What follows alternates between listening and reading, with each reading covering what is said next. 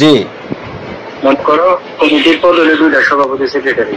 হ্যাঁ, এখন যদি আমাকে 2টা পদের একটা বাঁচতে হয়, আমি কি তোমাকে বাঁচবো না বুলবুলকে বাঁচবো? না আপনি বাঁচবেন ভাই, আমি ওইটা বলতেছি না। আপনি আমারে বাইসানেন, ওইটা আমি আপনার বলতেছি না ভাই। আমি শুধু বলতেছি, আপনি যোগ্যতার মানদণ্ডের কথা বললেন যে এই দেশ নেত্রীর জন্য গিয়ে জেল খাটলাম ঢাকায়, ওইটাও যোগ্যতা না। দেখ না, আমি নির্যাতিত না, তাই ওইটা কাউন্টেবল না। আমি বলছি যে প্রেসিডেন্ট সেক্রেটারি হইতে হইলে প্রেসিডেন্ট সেক্রেটারি দিনের লোক হইতে হইব, তারপর তোমার যোগ্যতা গুলা যেগুলো আছে সেগুলো তখন পাস হয়ে যাবে। তোমার যে প্রশ্নগুলোর জন্য এলিজিবল পার্সন তো আমি না।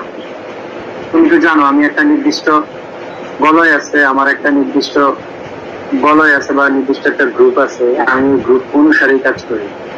এখন আমার কথা হচ্ছে কি, আমার গ্রুপ অনুসারে আমি তো আমার ছেলেগুলোর প্রতিষ্ঠিত করবো। হ্যাঁ হ্যাঁ, তুমি যে গ্রুপের রাজনীতিটা করো, তুমি তো সেই গ্রুপ তোমাকে প্রতিষ্ঠিত করতে হবে। এটা তোমার না ভাই, আমি কিন্তু আমার প্রতিষ্ঠিত করার কথা আপনার কাছে বলি নাই।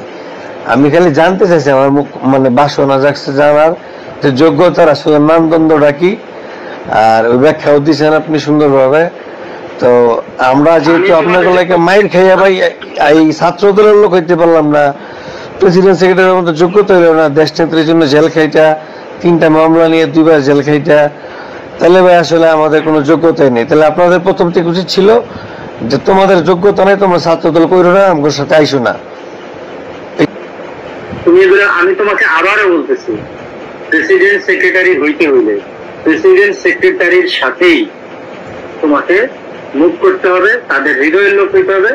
তারপর তোমার কাছে যে ইয়াগুলো আছে, সাপ্লিমেন্ট গুলো আছে, তুমি জেল খাইছো, তোমার মামলা, এইগুলা তখন অর্থবহ হয়ে যাবে। আমি কি আপনাদের সাথে ভাই মুভ করি নাই? এটা অস্বীকার করবেন আপনি? আমাদের সাথে না, আমি তোমার শব্দটা বুঝাইতে পারি। প্রেসিডেন্ট সেক্রেটারির সাথে মুভ করে নেই। প্রেসিডেন্ট সেক্রেটারির সাথে মুভ করলে হবে না, যে কোনো একজনের সাথে মুভ করতে হবে। হ্যাঁ, সভাপতির সাথে মুভ করে নেই।